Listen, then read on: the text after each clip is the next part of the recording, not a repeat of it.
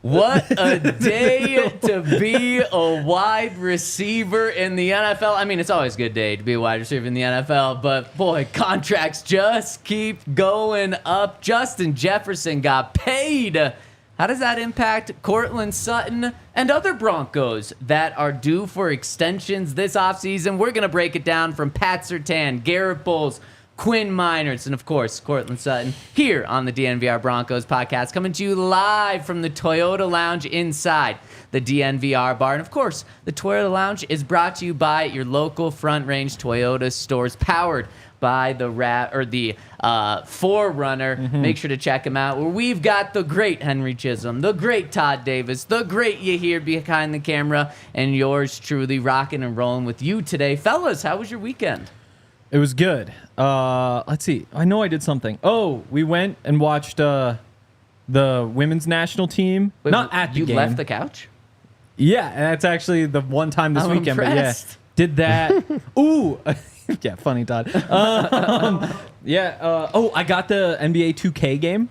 I finally got over all my Nuggets feelings. It was like, okay, good. what are we going to do in this offseason? And they are effed. We don't need to start The Nuggets the are? swearing. Yeah, they're screwed. Oh, because they're so good?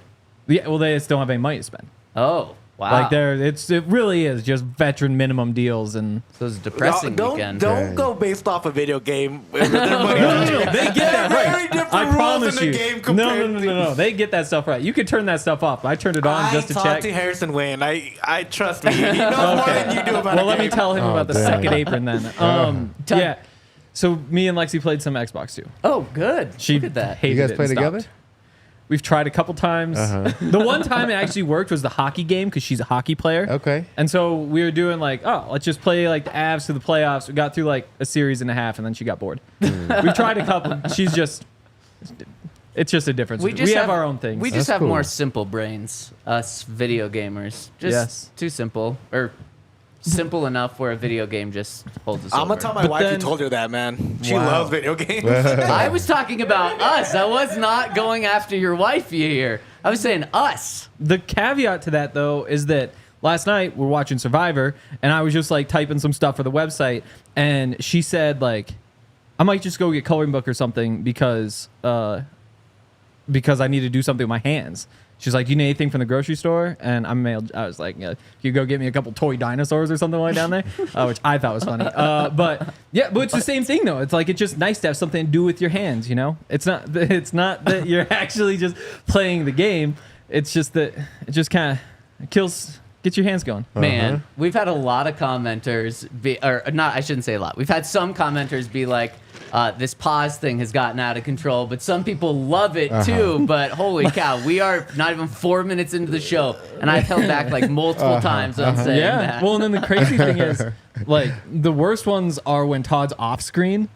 And so, like, he'll just do something which makes me stumble because I realize, and then I look, and it's like this camera, so nobody else even sees that happen, so I just look dumb. I don't know what you're talking about. Yeah. I don't know what you're talking about. It's the man behind the camera working his magic fingers. Yeah.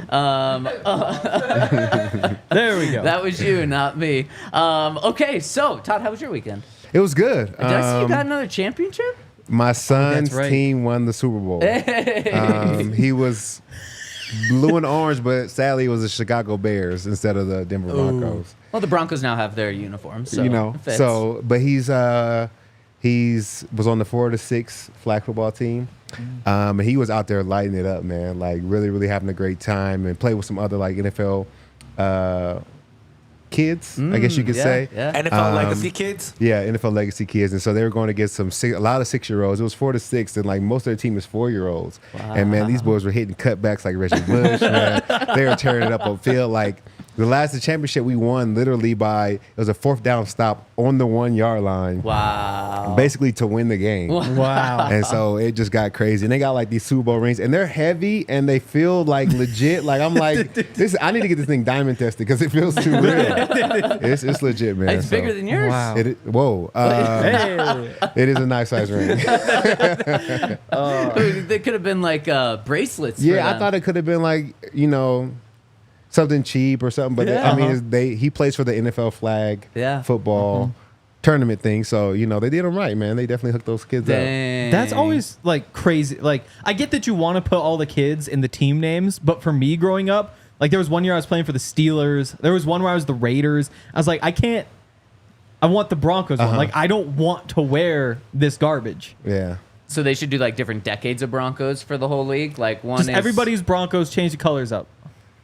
But do you want a green and yellow Broncos Well, jersey? you just do like a lighter blue. No, everybody's Broncos. I thought it could work. Everybody's Broncos, so their jerseys are reversible anyway. Okay. Oh, So every there time you you go. play, one team's Yeah. orange, Yeah. one team's blue. Oh, But it's like it should be yeah. all Broncos. You There give you like a go. little throwback orange one too. Yeah. That'd be fun. And then so I'm glad you guys had good weekends. I went to the park yesterday and threw a real NFL football and just have even more respect for NFL players and for quarterbacks specifically. It's just wild that like a 6'1" quarterback is small, yet they can throw a football like 50 yards Yeah. at least. That's quite a feat in itself. So It really Todd, is. even more respect to NFL players just for how impressive holding a football is. We'll take it. We'll take it. Yeah, I got that new football last summer, like the beginning of the summer. I was really excited about because it's like a nice one. And then I was able to make people throw it with me a couple times. I haven't thrown a football in like 6 months, but usually before training camp, I try to like get ready in case a ball comes your way, and I got to make sure it looks nice in case I throw it back. Which typically you just don't even touch them because all you can really do is cause issues. Yeah. And the equipment guys just like sprint out and grab it. But there was one, the first day we were out there, I was like, oh, this came right to my feet. This poor guy's running 40 yards. Like, I went underhand. Got a little Oh, scared. you Went A little underhand. spin on it. You put a little flick of the wrist. Yeah. yeah. yeah. Next time you should snap it to him. Long snap it to him. Give it a little punt. That'll get you in trouble. And then today we woke up to the news of a massive contract. 4 years, $140 million contract extension for Justin Jefferson. $35 million a year. He is now the highest non-paid quarterback in NFL history. Highest paid non-quarterback. Highest paid We got you. Is that not right? What'd I say? No, you said highest non-paid quarterback. Highest Which means the guy's just like super stoned, plays quarterback, and takes the money. No, you're right. Thanks for getting me there. He is making $35 million a year. I think he overtook what, Nick Bosa, who it was at $32 million 34. for the high, $34 million. Yep. So got that one more million on top of that. What your initial reaction to seeing a deal like that for a non-quarterback? I'm happy. I think quarterbacks deserve to get paid, but there's a lot of other guys that deserve to get paid too. So I think that he doesn't, touch the ball every play, but when he does, he makes really miraculous plays, for the offense. And I think he's just as impactful as any quarterback out there when he's one-on-one and can make his plays. So he deserves to get paid. And, hopefully more guys get paid, and we'll see what happens. Soon guys will be making $200 million guaranteed. And, Oh, yeah. yeah, Yeah. we'll see. This is what, $110 million guaranteed? 110, yeah. That's pretty crazy. 110 out of 140 or whatever is Yeah. that's pretty crazy. But yeah, I mean, he deserves it. Like he's not only the best receiver in the league, he's on a pretty crazy pace. I was just looking at the numbers just out of curiosity. So first 4 years of a career, he has the most receiving yards ever. Do you know who is second? He's a recent player. Larry Fitzgerald. No, more recent. DK Metcalf? Nope. CeeDee Lamb. Nope, less recent. Less recent, so a little bit older. He's a big boy. He's a big boy. Yep. Loves those underneath Anquan routes. Bolden? Nope. More recent. Michael Thomas. Yeah, Michael Thomas. Hey. Yeah, so I was looking. So it's like 5,900 for Justin Jefferson, like 5,500 for Michael Thomas. Then I also looked at yards per game, just out of curiosity, because all those guys who played in like the 16 game era, or 12 game, all that stuff. So Justin Jefferson, 98 yards per game. Second is Lance Allworth with 97. Wow. So like Hall of Fame receiver, but a guy you don't really think of. No. Yeah. But then third is another crazy one. You would have thought that he would be a great Hall of Fame receiver about 10 years ago, maybe even a little bit less. Oh, Antonio Brown? Nope. Oh, T.O. Nope. More recent. more recent than T.O. Guessing game. Highlight reel's crazy. Chad Ochocinco. Nope. More recent. I want to say Brandon Marshall, but More recent. more recent than Brandon. He would have, and then he fell off. He fell off. so he's Fell not. off hard. He's not a Hall of Famer. DeAndre Hopkins. No. Guess he didn't fall off. He did not fall off. But He kind of did. I mean, he aged. Yeah. All right, give it. Yeah, tell I us. don't- OBJ. Oh, really? Yeah. And you look at the list, and it's like there's a bunch of those guys who you're like, you. See, honestly, Michael Thomas, too. We look at it, and you're like, this guy sure looked like he was going to be one of the greatest ever, and so things Yeah. changed. But, Yeah. I mean, that was kind of eye-opening, just seeing that there were some of those guys in there. For the most part, though, like Justin Jefferson is the best receiver in the league, and he's on pace to be the best receiver ever. As crazy as that sounds, since Jerry Rice exists, like if he just Yeah. keeps it up, he's gonna do it. It's so fun that he's getting this contract now because I think he's on pace. But if you look at all the great receivers, you got to look at their quarterback. And they give him a massive deal, right? In a quarterback change where you're going from Kirk Cousins, who's a very good seasoned quarterback, to a rookie who a lot of the league is not sure what's going to happen to. Watch practice tape. I just, everything is so dependent on the quarterback. I just don't know if he's going to be able to have the same success like in the next 2 years, maybe in year 3 when he starts to find his own, the quarterback. But it's crazy timing. Boy, did he play his cards perfectly Yeah. then, because last year apparently he was offered a deal for $28 million a year, Yeah. which is a lot, obviously. But he turned it down, gambled on himself, had Kirk Cousins for one more year, Yeah. and obviously he dealt with injuries and still got a $7 million a year on top of what he was going to get and turned down. So, and then smart for him not to play on, I think, his 5th-year option this year, and instead cash in now because those numbers might dip. You're absolutely right. He played the game perfectly. I think it'll be just as interesting to see Kirk Cousins not have Justin Jefferson, though. Because He's got weapons, though. he doesn't have the best weapon. No, you're right. And that's the difference. Yeah. So, like, Drake London's exciting. Kyle Pitts exciting. Like, But they you've were got good those before guys. Justin got there, though. With Stephon Diggs, too, though. Yes. So, like, Stephon Diggs, not Justin Jefferson, but at the time, he was one of the 3 best receivers in the league. Yes. And you look back, he went to 1 Pro Bowl in 6 years with Washington, 3 Pro Bowls in 6 years with Minnesota. Like, not that Kirk Cousins is just going to fall off, but there will be a dip not having Justin Jefferson. I'm curious how much the dip is. And Justin Jefferson, too. Like, I be think interesting. I think Kirk will find his way. Yeah, They got weapons. And he got Penix behind him, so he got some pressure on him. that's true. He also And- needs that Achilles story. And they play in a trash division right now. Yeah. I mean, okay, mate. No, yeah. For the entire division overall, pretty trash. I took one thing out of this, and I want to ask you guys this question. When I saw this deal, I thought, obviously, wow, ton of money. Yeah.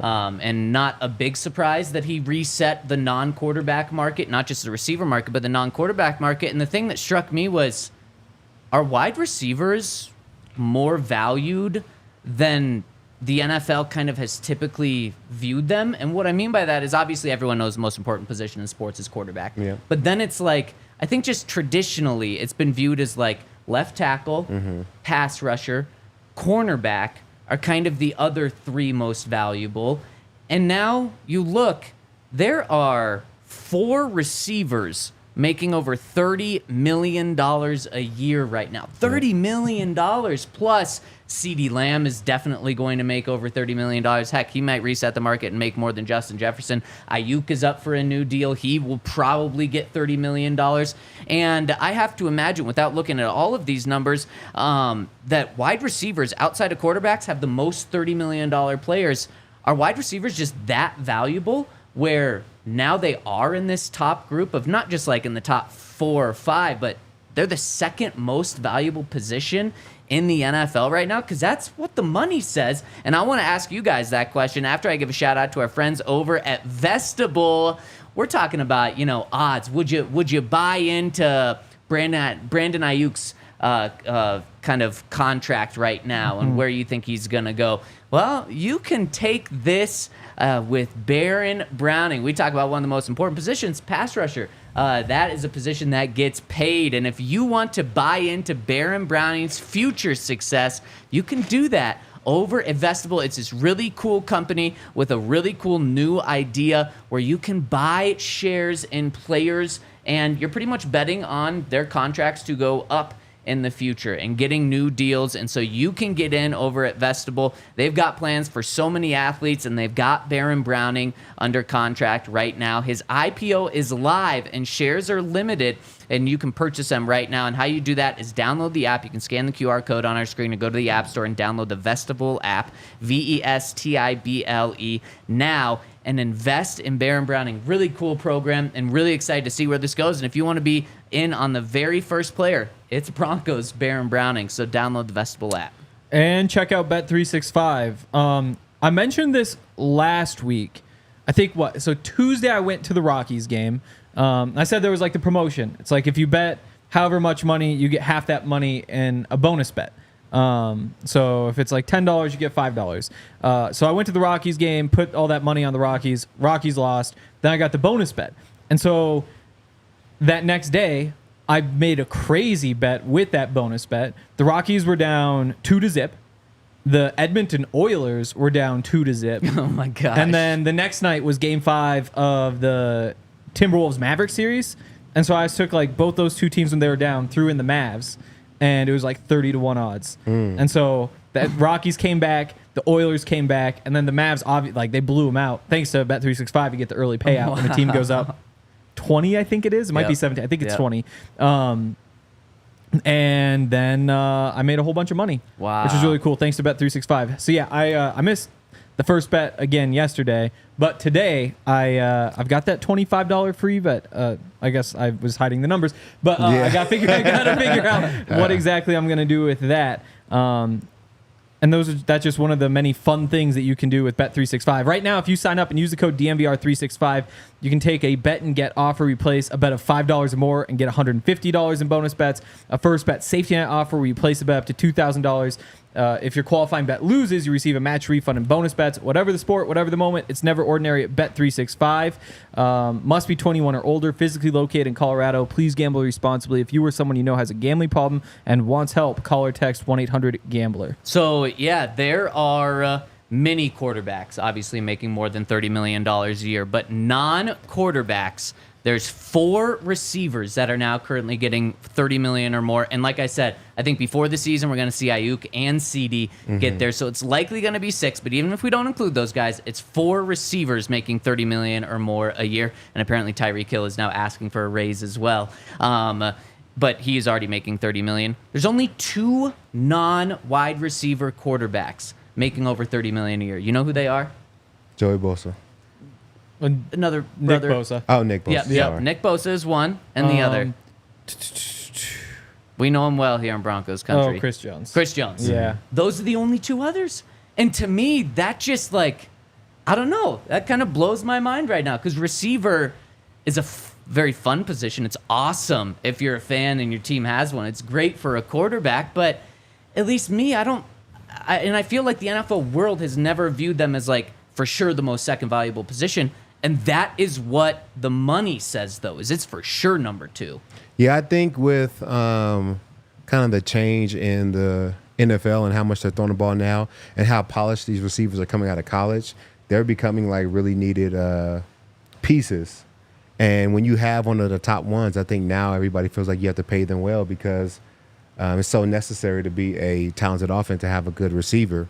So, yeah, I think the landscape is changing. I think that if you look at teams and we talk about their best players, more often than not, we talk about the quarterback and the receivers before we mention the defensive side of the ball.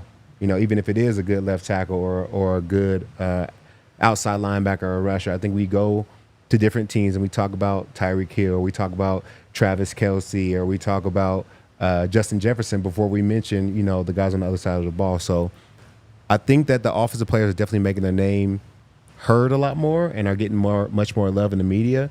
And so I think that increases the pay for that position. So then how does this impact Courtland Sutton, who is missing and sitting out the voluntary part of this offseason because he's looking for a new contract? We've had this conversation almost nearly weekly up to this point with Courtland being gone because he's such a big piece. He's the Broncos' number one receiver. If you go with a rookie quarterback or Jarrett Stidham or Zach Wilson, you're going to need that number one receiver on your team to step up big time. This is like, now there's been so many things piling up that I think now, like, this does impact Courtland in a good way for Courtland and a bad way for the Broncos if they don't want to pay him. And I think there's really two things. Courtland, I mean, he's set to make like $13 million in cash this year. Obviously, to you and I, that's a ton of money. For sure. But now for a wide receiver, he's making almost a third of what the highest guys in the NFL get paid. Should he be getting paid the $35 million of Justin Jefferson? Obviously not. No, he's making $22 million less than Justin Jefferson per year, with 4 other guys making over $30 million. And I think the big one is, so it's combining that with, so that the entire wide receiver market just being out of control. So of course Courtland wants more, and I think his case is now helped. And then also you're making $4 million less in cash this year than your fellow teammate Jerry Jeudy, who Courtland rightfully so believes he's better than, I would have to imagine. I think those two things, it's like, now Courtland has a very, very legitimate case, and I think it's going to be interesting because at first I thought, like, man, the Broncos probably think they feel like they're overpaying Courtland right now. Now, like, it's really kind of hard to make that argument now, so it's going to be interesting to see because at first I just thought Courtland was just going to come back and play on his contract right now. Man, the more we wait, the more he gets just a lot more backing to him, and then we're gonna see Brandon Ayuk get paid, and we're gonna see CeeDee Lamb get paid, and the market's just like, I thought it was gonna slow down, and the wide receiver market's just taking off. Am I wrong on this? Am I buying like Courtland's value a little too much with this news? No, I don't know if it affects him as much. I think that Jerry Jeudy's numbers affect him more than Justin Jefferson's, because the NFL, as far as like your salary and what you get paid, everybody's slotted. So Justin Jefferson has to be the number one receiver because he's played like the number one receiver. I mean, you could argue, a case for Tyreek Hill or another guy, but at the end of the day, those are the top guys. Now, when it comes to Courtland, as far as numbers are concerned, he should be slotted a little bit above Jerry Jeudy just based off like his numbers and his touchdowns. So his pay should be slotted there. Doesn't necessarily mean that he should get a bump because Justin Jefferson got a bump, but he should definitely be slotted higher than guys that he's performed better than. So I really feel like his true bargaining chip or argument should be that, I perform better than Jerry Jeudy. Now he's getting paid more than me.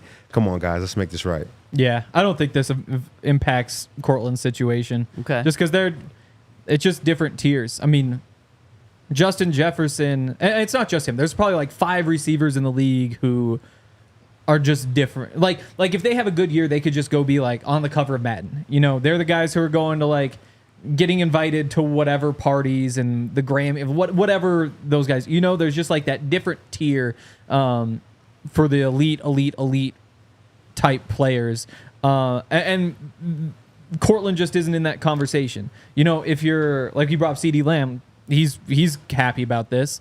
You look at some of those other guys. Ayuk is another one who, like, he should be happy about this. Not that he's at that tier, but because he's at least close enough that it could give him a bump. But yeah, for Courtland, I don't think this really changes anything, especially because this is almost exactly what people expected. Like, I think on the podcast last week, I said, like, it seems obvious you give him 35 because 34 is the next highest, 33 is the next highest receiver. It seems simple. The question is just the guarantees, and he got big guarantees.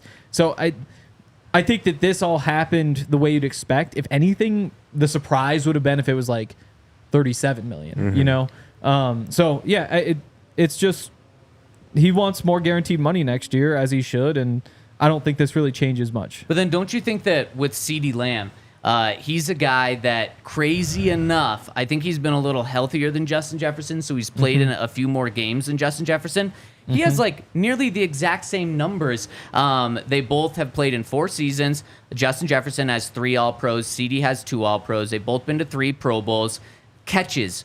CeeDee Lamb has 3 more catches in his career than Justin Jefferson. Now, he has 700 fewer yards than Justin Jefferson. Justin Jefferson has 5,899, and CD has 5,145. Total touchdowns, though, CD has 35, Justin Jefferson has 31. So you could like average all those out and say like, pretty much come out in the wash. So I think like when you think of Justin Jefferson, you're like, yes, he should reset the market. He's the best wide receiver. I just think that market's going to be reset again. I think if I'm CeeDee Lamb, I'm saying, Cowboys, you messed up waiting for Justin Jefferson to be paid. Now I want to be paid $35,100,000. I want to reset the market. And so I do think that this wide receiver market getting out of control does help Courtland more.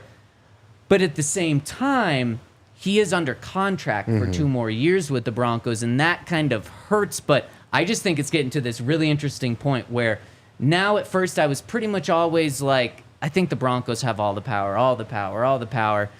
And now I think Courtland is gaining a lot of steam because of Jerry Jeudy, because now he's the only number one receiver. Or there's like a clear gap between him and the other guys on this team after moving on from Jeudy. And then on top of that, this wide receiver market just getting absolutely out of control. But I think that, do you see what I'm saying there? Yeah, I absolutely understand. I just feel like from my experience, I felt like they more so just slot you in the NFL. Even though I think everybody gets a bump. But the crazy thing about this is that some of these guys have just gotten paid. So like over time, will Courtland be worth $22 million a year? Absolutely. But everybody has to keep getting paid for everybody to keep going up. Right. So I think right now he's slotted where he is. And the same thing happened with me, like when I was playing. Like, of course I wanted more money, but at the time I wasn't a 3-down linebacker, I was a 2-down linebacker. So they went around the league, they found the 2-down linebackers, and they found the highest paid 2-down linebacker, and they're like, all right, we'll match that for you. You know what I'm saying? Instead of, even though they knew the next year I'll be playing 3 downs, they knew that, they already had it planned. They went and found basically where they felt like I was slotted and then just matched the highest paid there, and that's what they gave me. And so that's why I feel like it's more of a slotting than it is like, could he be worth 22? Could he be worth 25? Maybe, but where is he slotted as far as numbers? So maybe it's come to the point where the Broncos have to accept, like, okay, your value because of Jerry Jeudy more so. We'll pay you $1 million more per year than Jerry Jeudy. That's where we're gonna slot you. Yeah. And then Courtland says, well, no, I'm actually worth $23 million, but they kind of come to the agreement of somewhere in between where Courtland thinks he is and above Jerry. I think that's fair. And I think this contract. I'm curious if you guys agree with me. I think this contract from Justin Jefferson impacts Pat Surtain.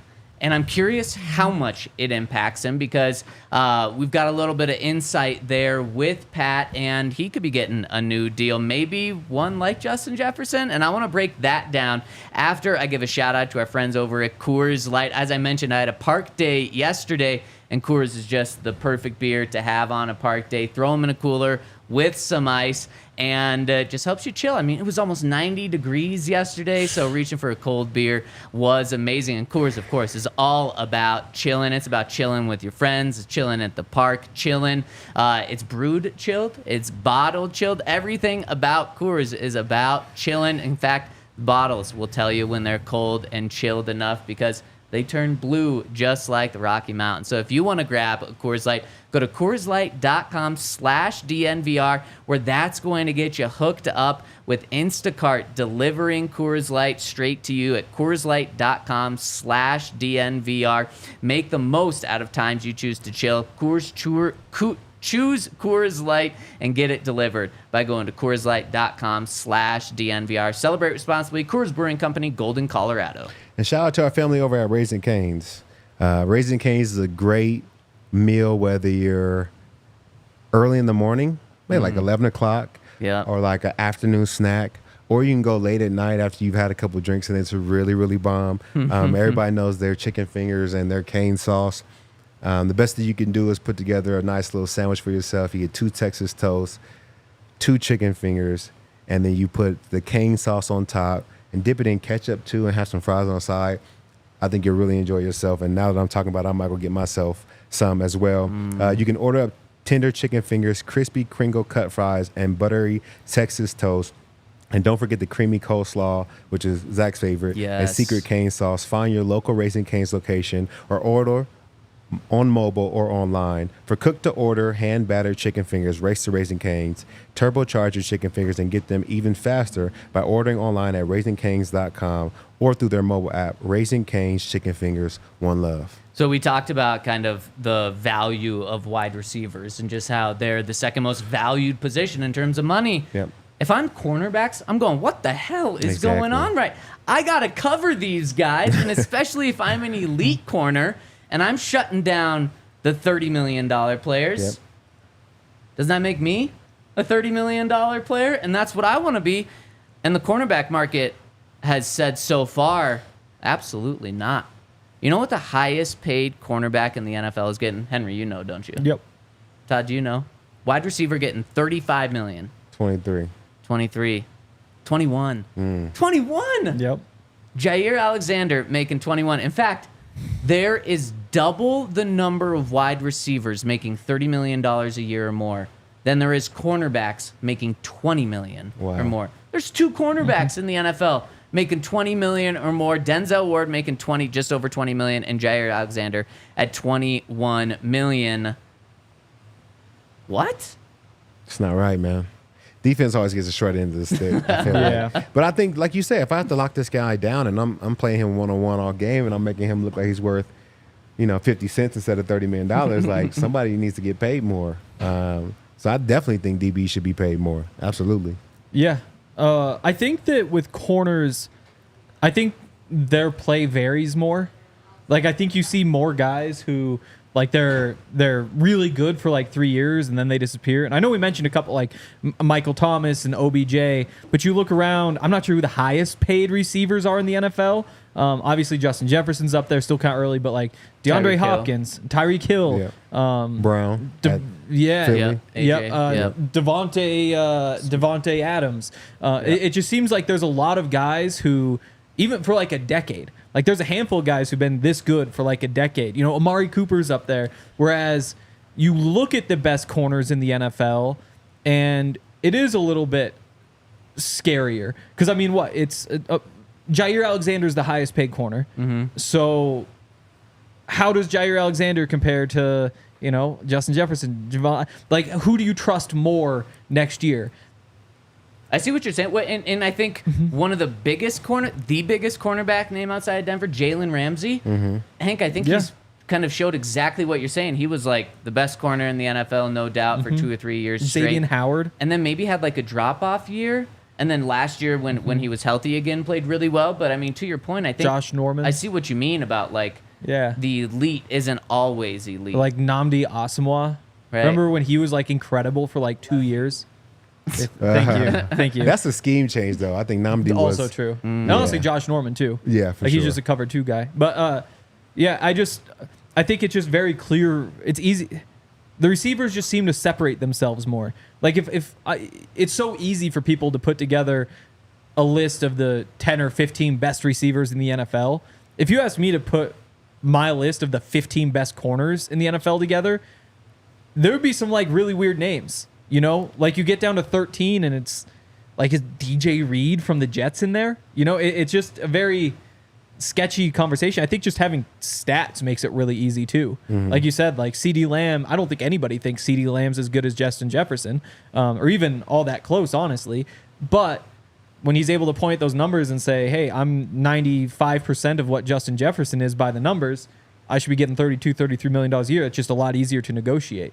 So, and I think all of what you said is entirely true, but I think it plays into Pat Surtain's hand even more than by saying, yeah, you're right. It's elite cornerbacks are a little more unpredictable, except for me. Yeah. I am as pretty much elite as it gets, especially for only 3 years into the league right now, and he already has all pros. He's already got multiple Pro Bowls, and there is nothing that would indicate that Pat Surtain is going to slow down. In fact, you can point to things and say he's still only on the rise. And especially, what is he, 23 right now? So it's not like you're paying a guy who, you give him a 5-year extension, and in year 4 or 5, he's going to be 34 years old, and you're going to be paying him no, you're going to be paying him, and he's still going to be in his prime, maybe even reaching his prime at the end of that contract. So I think it makes even for more of a case for not Pat Surtain is going to be the highest paid cornerback in the NFL. There's no doubt about it. Yep. But for Pat to say, let's stop looking at corners when we make my contract, and let's look at the $30 million mark. But like, how does a player go from breaking the market in terms of getting paid like more than $21 million to getting paid $30 million, or where Nick Bosa is with what, $34 million a year? Are we talking about a $30 million contract per year for Pat Surtain, or are we just talking like just get more than Jair Alexander at 22? I think that the reason why wide receivers are paid more is because to some extent you can do more with them than a corner. I think you can create matchups as a wide receiver. Like, I don't always have to have him on Pat Surtain if I don't want to. I can move him around and put him on the other side. He can still be useful for us. And if Pat does follow him, okay, now I know it's man-to-man, and I can kind of – that also helps my offense out as well. I think that Pat does deserve $30 million, and I think the way that you do that is the impact plays. I truly think that's why outside linebackers can be played the way they are, because they are so impactful in the game. You talk about sacks, sack fumbles, strip sacks. Like, there are ways that they impact the game that really change it. So, interceptions, pick sixes, I think that's how, Pat gets $30 million. But as far as what he's done right now, do I think he deserves to be paid $30 million? Absolutely. If I'm going to line up on the best receiver in and day out, I deserve to be paid, or at least kind of match their pay, because I'm shutting him down. So they believe in this guy so much they're willing to pay him 35. Well, you got to believe in me to shut him down a little bit and pay me something. Well, and the crazy thing about how high these numbers are is, like, forever, I think Spot Rack wrote a great article. Can't remember who it was, but I think he came on the podcast at some point. But basically the point was, no team has ever won a Super Bowl with a quarterback making 12.5% of their salary cap or more. So like an eighth of your salary cap or more, until Brady and Mahomes did it. Brady in his last year, I believe, and Mahomes maybe a couple times now. It would just be once now.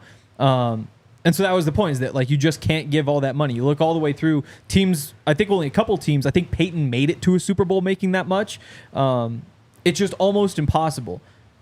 Now Justin Jefferson's getting 13% of the salary cap, and he's not even a quarterback. Wow. And so part of it is, if the entire league starts paying stars that way and everybody has a bunch of money lumped into one player, obviously it's going to start happening because more teams just have that. Right. But it is a strange dynamic, because typically what you found over like decades and decades of history is that giving that much money to one person just means the rest of your team is not good enough unless you have a transcendent quarterback. And so that's the tough part with giving anybody that much money. And for Pat, I think there's a lot of factors. I think the biggest one working in his favor is that the Broncos really don't have anybody else to spend that money on. Yep.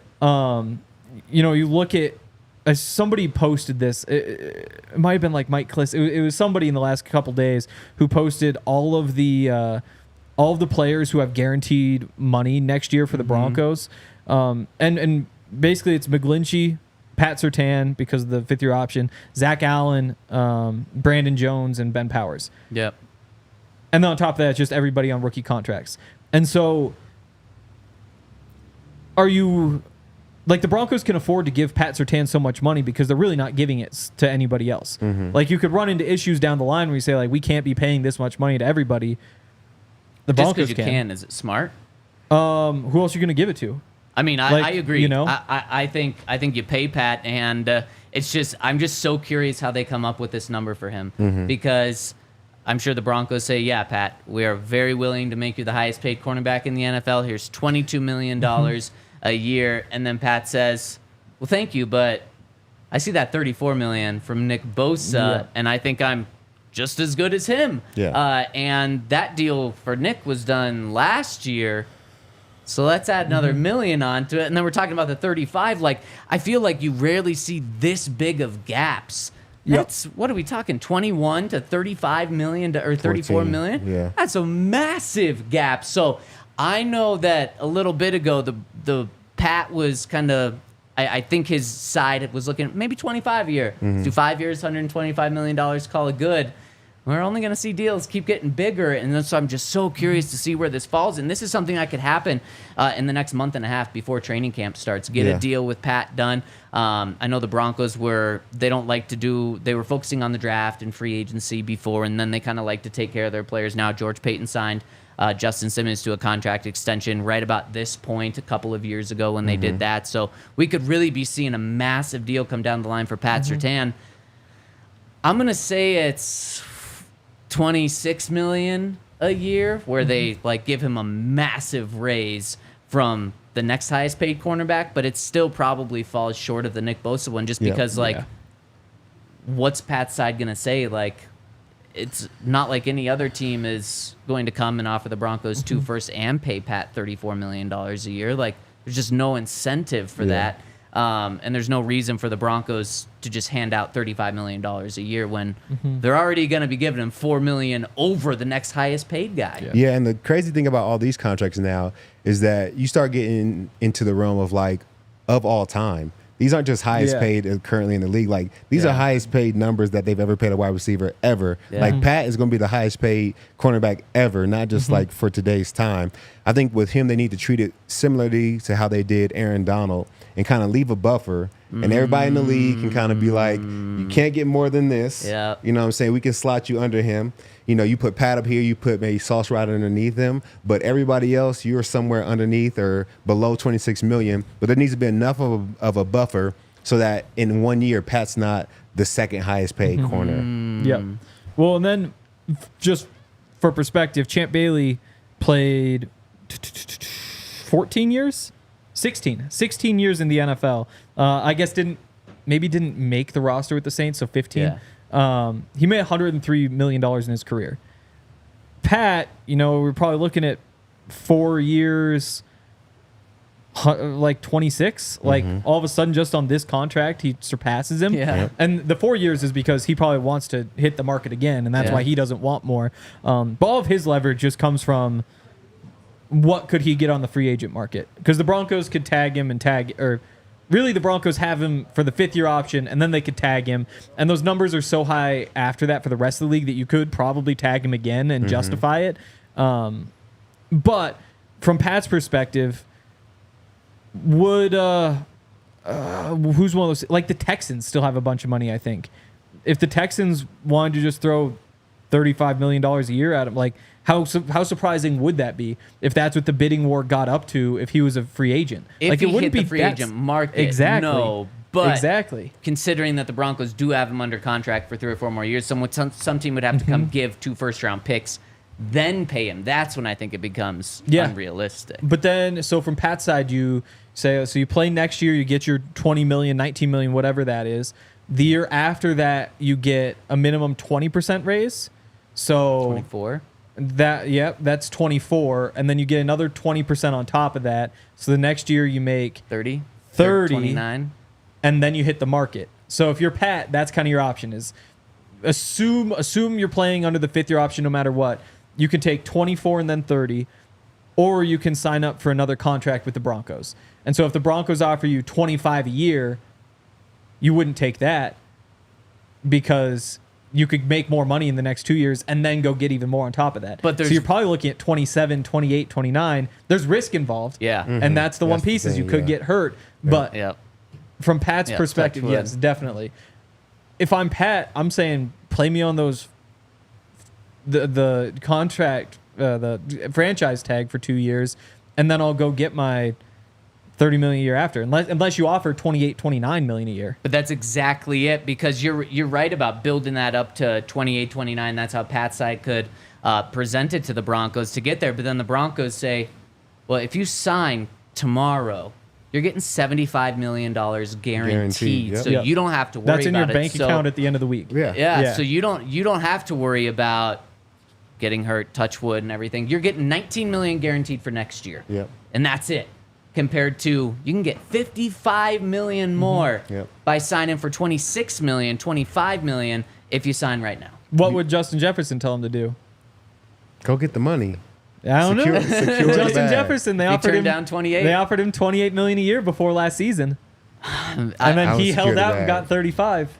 Yeah, Secure I mean, the bag. to me, Secure the bag, yeah. obviously, I'm bag. not in Pat Surtain's shoes, very different. But like $75 million to take a 10, 20% discount. That's a lot of money. But like for your first contract, with like your second contract, to be set forever, holy cow, that's it. But it's interesting, and that's kind of the negotiations, and that's why, like, I think for a CeeDee Lamb, it is really easy. It's just give me $1 more than Yeah. Justin Jefferson, and the deal's And done. I don't think he gets it either. And maybe not, Yeah. but like for at least that one, the negotiations could be pretty simple. And then the Cowboys say, we'll give you $1 million less than that. And then it's like, okay, well, I'm still getting 34, sure. But Yep. there's just so much variance with Pat here. It is fascinating. My guess is the deal gets done before training camp, and it's for about 26 mil. I think he should take it because I listened to you and your argument about him building it up. That's a 3-year buildup. Yep.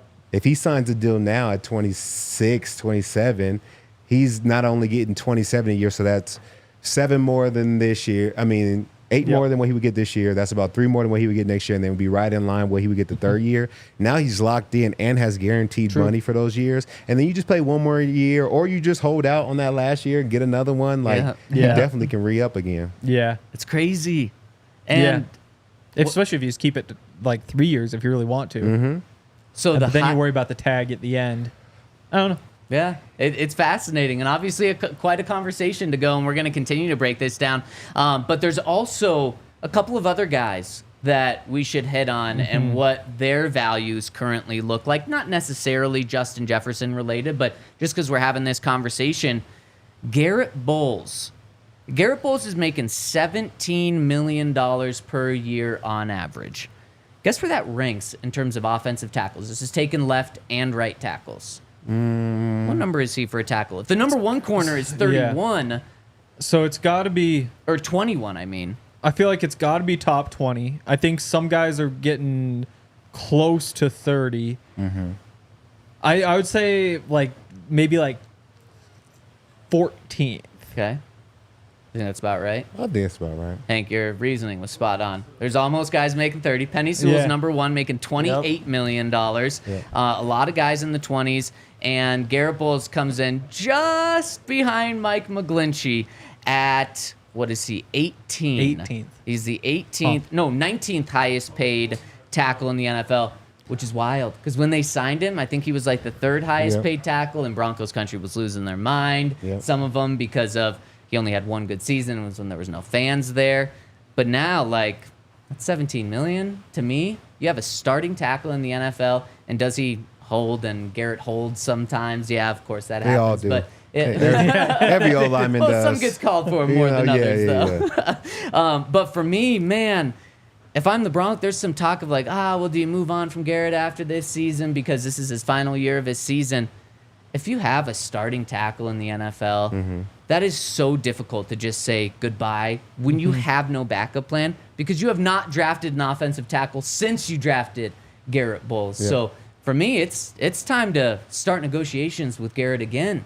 Yeah, and I think there's a way to do it, and I don't think it has to break the bank either. No. Because I think Mike McGlinchey, if you look at the time when he came to the Broncos, he would have been a higher rated tackle than Garett Bolles was. So I think that Garett Bolles can still be slotted somewhere in the $22 million range. So you're talking about adding $5 million a year to his contract. Yes, it's money, but I think it would cost you more to try and hit in the draft or go get somebody out there. It would be more expensive. Yeah, that's the tough part. So he'll be 32 this year, and they'll turn 33 before next year. He was I- 30 when he came to the league, though. That's the thing. That's the thing. Like there should be plenty of tread on the tires still. I eventually you hit the point where your salary doesn't go up; it goes down. And I think this one depends. If you just want to give him 1 more year at $20 million, I bet he signs up for that. But if you want to give him 2 more years at like 17 and give him a little bit more security, especially give him some guarantees in that later year, I would imagine that being offered $17 million to play as a 34-year-old is a pretty good deal. If you're going to give him multiple years, I also don't think that you extend him before this season, though. I think you probably wait until after, especially because he has been so up and down throughout his career that a bad year, if he does get called for a bunch of penalties or, he's an older guy, if there are injuries, and we'll knock on wood for that one too, it could be cheaper. So I don't think there's a rush to do it. I don't think that he doesn't seem like the kind of guy who's going to demand a bunch of money. I bet if you say, hey, we'll give you 2 more years, you retire a Bronco, we'll give you like 17 a year. You don't think so, Todd? Everybody's nice. Like, I'm a nice guy, but if you don't slot me right and I know that guys are getting paid way more and it just doesn't make sense, I'm not going to be like, you know what? You guys have been good to me. Like, no. We can make a deal that makes everybody happy. Yeah. But at the same time, like, you got to pay me. Remember when I'm cutting those guarantees then. Remember when Garett got his big deal? It was just months after the Broncos said, no, we're not going to pick up your 5th-year option. We don't think you're good enough for your 5th-year option. Yeah. And so I'm sure Garett was a little hurt by that. But then they said, oh, we're going to make you a top 5 paid tackle. And he said, all is forgiven. Exactly. That's all good. And so that's why I think there might be some middle ground with what you guys are saying. Maybe they do wait until after this season just to make sure he doesn't have a really down year. But I do think he's going to want to raise. And Henry, I see where you're coming from, but I don't think it's obviously a 5-year, $100 million extension, but maybe it's 2 years, probably 3 years, $66 million with $40 million guaranteed. So essentially he's going to get his $22 million per year the first 2 years. That's going to take him to his age 35. Something like that is what I could see happening there. That he's not going to be resetting the tackle market, but he's getting a raise. He's getting $40 million in guarantees, which I think is what he got on his last contract too. It kind of makes everyone happy. But as you said, Henry, like, Broncos aren't paying a lot of people. They can pay some guys on their team. And then the one other one that I want to hit before we get out of here is Quinn Meinerz. This is a guy where he could absolutely reset the guard market because the highest paid guard in the NFL right now is what, $20 million? $21 million? Yeah. And I'm curious how that's going to go because there's big gaps. I think like the 5th highest paid guard is at like 12 or 13 or something. I'm not sure if you have it pulled up. I do. So Landon Dickerson just became this offseason. I said Dickerson and you laughed? Wow. That's his name. Golly. Was it Landon that made you laugh or what? It was the first part of the last word. I'm sorry. He's getting $21 million. He just reset that. Chris Lindstrom. How many years? His deal is for 4 years, $84 million. Okay. And then you have 4 guards that are making $20 million a year or more. Robert Hunt, who just signed that deal this year, Chris Lindstrom, and of course Quentin Nelson. And then you have 17 guys making 10 or more million. But we're talking about a very different category. 10 or more million. Making 17. Yeah. I think he'll get paid. I don't know if he'll reset the market. I think it's always tough when you're not a first-round draft pick. I think those are the guys who usually, when you're playing well and you're a first-round draft pick, those are the guys that reset the market. The guys that were drafted later but then have really successful careers, most of the time don't reset the market, but they do get paid really well. So I think what's the highest guy making? Landon Dickerson, $21 million. I think he makes in between 10 and 21. Yeah. Maybe Between 10 and 21? 15 and 21. To your point, Todd, the 4 guys that are making $20 million or more a year. One of them was drafted in the top 10, Quentin Nelson, which is wild for a guard. One of them was drafted at 14 in the draft, so first-round pick. And the other 2 guys were drafted in the top 5 picks of the second round. Okay, so very early. I mean, to your point, though, especially for a guard, that's a big commodity to use a high second-round pick on a guard. Yep. So to your point, and Quinn Meinerz was a 3rd-round pick, so getting close to there. I think if you want a little discount, I think you have to sign him to a new contract now, before this 4th year. So if I told you guys you could extend Quinn, let's pay him $18 million a year. That would make him the 6th highest paid guard in the NFL. But you do it before this year, so you don't get any more games to see how good he is. Dang. Would you do it 4 years? 4-year deal, $18 million with the first 3 years guaranteed? Or if you're the Broncos or Quinn, are you going to say, no, let me see 1 more year, and then we're either going to make you the highest paid guy in the NFL, or we'll really get a discount because you struggled? Yeah, I feel like for me, I would do the deal like a mid-season deal. or like That's not an option. shoot, that's tough. Because I mean, that's realistic, last year was his best year. Yep. The year before that, I don't think anybody thought that he was going to have the year he had last year. So I think it's tough because you want to see if he could do it again. And maybe they're eyeing him at training camp. So if he looks as good as he did to start training camp, maybe we just get this deal done and, hope for the best. But does he reset the market even if he does have a good year? That would be my conversation, like as the GM. I probably would wait till the end of the year and then kind of just do something right at the end of the year, though. Don't let him hit free agency. Right. Just show him we love him and take care of him then. Yeah, do a Derek Wolfe deal. Chris Harris. They signed those guys in December. Yep. Right and those before are they hit team-friendly free deals because agency. both those guys Yep. deserve more money. Yeah, but yeah. I mean, we saw just a couple months later with Derek Wolfe, Malik Jackson actually hits the open market and like almost doubles what Derek got. Yeah. Yeah. Henry, I know you're the biggest Quinn guy. Yeah, Would you do definitely. Yeah. I'd get it done as soon as I can. Just because, so the only question with him has always been the pass protection. Obviously, he's one of the best run blockers in the league at any position.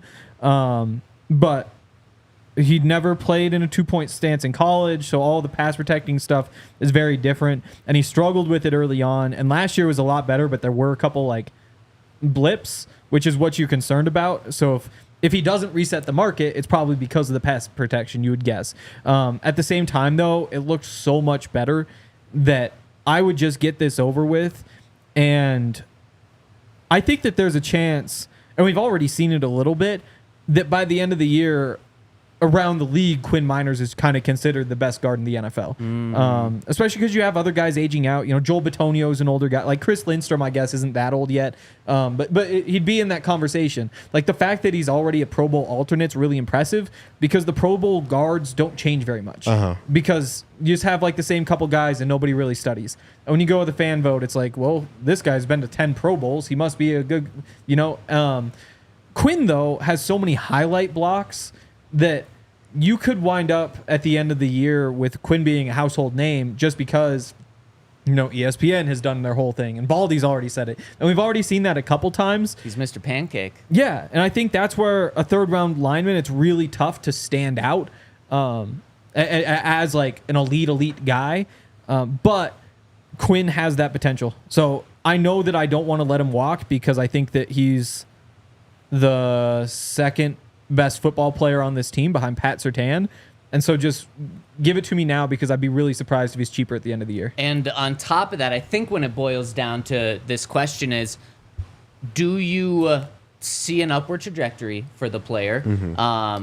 Because if you do, then he might be more expensive. He will be more expensive at the end of the year. And then the second part is, do you trust this guy? If I pay this guy, is he going to come in and work the same way that he would if he was fighting for a contract now? And from what I know about Quinn, I would trust him. So, Henry, I'm probably doing what you're doing. I'm probably giving him this deal now. But, Todd, do you think there's something to that of some guys change when they get a deal as opposed to when they're fighting for a deal and other guys don't? Is that real? Absolutely, without a doubt. Now, I don't think Quinn is one of those guys. Yeah. So I think he's coming with his hard hat, ready to work no matter what. And if you look at the guys that Sean likes to pay, he likes to pay old linemen, especially ones that have performed well for him. Good run blocker.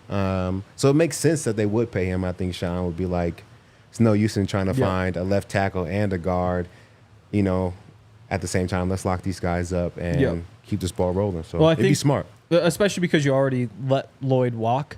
Yeah. Because that was kind of, I think it might have been one or the other. And you can get out of Ben Power's contract after this year and McGlinchey's the year after. So if you really needed to, you're not going to wind up long-term paying for linemen. But like we said before, you don't have, it would be a good problem to have if you had Nick Bosa and Fred Warner and Trent Williams and Debo and Ayuk and like all these guys that they're paying. Talno Ufunga, another, but they're just not in that situation. So when you have somebody like this, you just have to find a way to keep him. At the same time, though, you would be paying a left tackle, a left guard, a right guard, and a right tackle. For a year or two. Like, long term, you need to draft a tackle. But, I mean, you could just draft that tackle next year and let Garett Bolles walk. We've said that every year since 2017. Definitely. But they first of all, just haven't had many first-round picks, and this year decided to get a quarterback. Yeah. So they'll have to do something at some point, or maybe they'll just keep – because you can see the pipeline. Like, you see who's coming up for contracts. next year you're going to be talking about, Caden Stearns, you need to extend him. But in that group of players that you can see coming, it doesn't look like any of them are going to be all that expensive. This year it's like, do you want to keep Jonathan Cooper? Sure, go ahead. It's probably going to cost you $8 million a year. That's not that much money. So that's why I do it. The other piece, those injuries, which he did miss some games that second season. He's also played through a bunch. He had like the torn plantar fascia that nobody knew about, but he just played through. So I think he can just play through whatever it is. That's the other piece, though. And we played through our whistle. We got to wrap up here. We'll be back tomorrow at 11 a.m. on the DNVR Broncos podcast. Thanks for tuning in. Hit us with a thumbs up on the way out. We all silly like the mayor.